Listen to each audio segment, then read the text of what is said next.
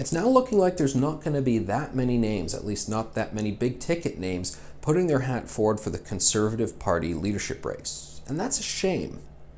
So we've got Peter MacKay, who's definitely in, MP Marilyn Gladue, who is in. Other than that, we're learning about people who are out. Rona Ambrose out, Pierre Poilievre surprisingly out, Jean Charest out. Although I'm glad that last one is out, because Jean Charest, quite frankly, we don't want anybody who's been acting as a lobbyist, advisor, or anything in any capacity supporting Huawei, which we learned that Jean Charest had been doing some work for Huawei. But I digress. The only name really people are left wondering, is this person going to run, is Aaron O'Toole. I've heard that, yes, he's still planning to run, and there should be an announcement forthcoming soon, but you never know. We heard the same thing about Pierre Poilievre. So why is this not a good thing if there's only going to be a couple names out there? We're often told, oh, there were too many people on the stage last time around, like 12 of them, it was a mess. The Democratic nominations down south, they had something like 20 in the first debates. They had to split them onto 2 different nights. That's no way to have a debate. So yes, it was a mess.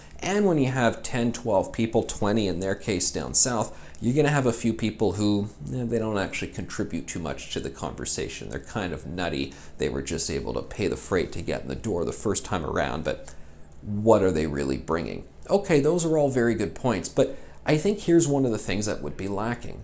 A robust discussion and debate about policy priorities. I will tell you, if there's one thing I've learned about conservative grassroots members from all my years writing columns and broadcasting and meeting people at events like the Manning Center and conservative conventions, is that these are people who are hungry for ideas, for policy. That's what they are there for, and they want to discuss it. They want to know, what are the things that they are going out there to fight for when they knock on the doors? The Conservative Party doesn't really go for cult of personality stuff.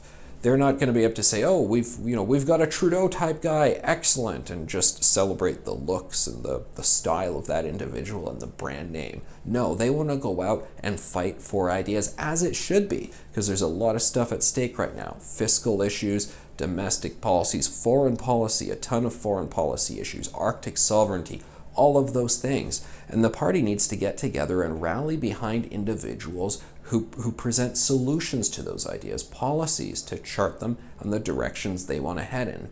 I also think one other thing they really need to be serious about here, which is why you need a lot of people running and why you need a lot of ideas on the table, is they will not be running, whoever wins, against Justin Trudeau of 2019. That was a one shot. It's not going to happen again. And what do I mean by that?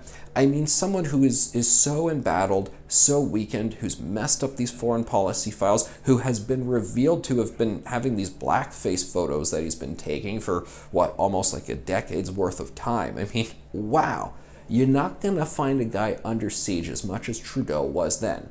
And like it or not, he does seem to have matured his image coming into 2020 and after that election in October. He's no longer saying as many gaffes. He's trying to not be so overexposed. He's stepping back. He's not memeing and hashtagging, and well, he's grown the beard. Look, and I don't want to fall for the trick, but he does just conduct himself and carry himself in a more mature way, which I imagine will be appealing to swing voters. So you're not running against PM selfie blackface wearer. You're going to be running against, I don't know who this person is, Justin Trudeau in 2021, 2022, whenever that election is, which is all the more reason why you need to pick someone, not because you go, oh, great, quick, we're in a minority, who can easily slay the Trudeau dragon. No, I think it's got to be a lot more slower, methodical, and planned than that. So have a very rigorous debate, get as many people out there as possible, and really hash out the issues, because, well, anything's possible, and that could be what happens in the next federal general election.